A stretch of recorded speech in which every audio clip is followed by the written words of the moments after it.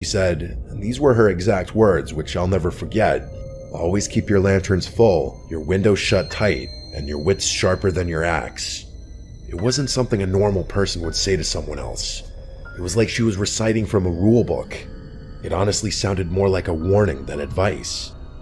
I nodded, smiled, and turned to go back inside. After shutting the door, I stood there in silence, waiting to hear her footsteps walk away. She didn't walk away for a good 45 seconds, which was probably the strangest part about the whole interaction. Despite the weird vibe, I did appreciate her kindness. She seemed reclusive, but not unfriendly, the kind of person who'd help you if you asked, but wouldn't go out of her way to pry. I told myself it was nice to know someone was close by, even if I didn't plan on needing her.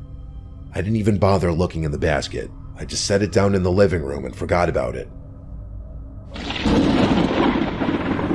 There was a thunderstorm that night, which is extremely rare for Oregon, but it does happen. I lit a few candles and curled up on the couch with a book, trying to ignore the fact that the power was flickering every few minutes. Some of you might find that kind of isolation scary, but I actually loved it. For some reason, my brain wasn't freaked out by the natural sounds of the thunderstorm. It was actually that specific storm which gave me that realization. I listened intently to everything outside, and it was, dare I say, soothing. But of course, that peaceful feeling didn't last. A few hours after the storm started, there was a knock at the door that nearly made me jump out of my skin. I say knock, but it was really more of a banging.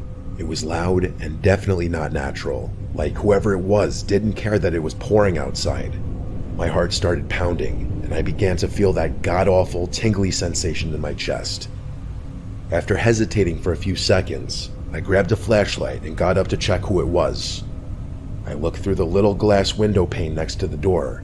It was Michelle, soaked to the bone and clutching a flashlight. I opened the door, and she spoke before I even had a chance to greet her. She blurted out that she saw someone near my woodpile and that I should know about it. I was beyond confused, but her words were incredibly concerning, and that took precedence. I stepped out onto the porch, shining my flashlight into the rain, but I couldn't see anything but trees. I asked her if she was sure, and she nodded. Her eyes kept darting to the woods like she was expecting someone to emerge from it any second. The whole thing was pretty freaky. I kept looking around, but there wasn't much I could make out between the darkness and the chaos of the storm. Before I could say anything else, she told me to be careful and began walking away without waiting for a response. I watched her head back down the path toward her cabin, clearly unfazed by the pouring rain.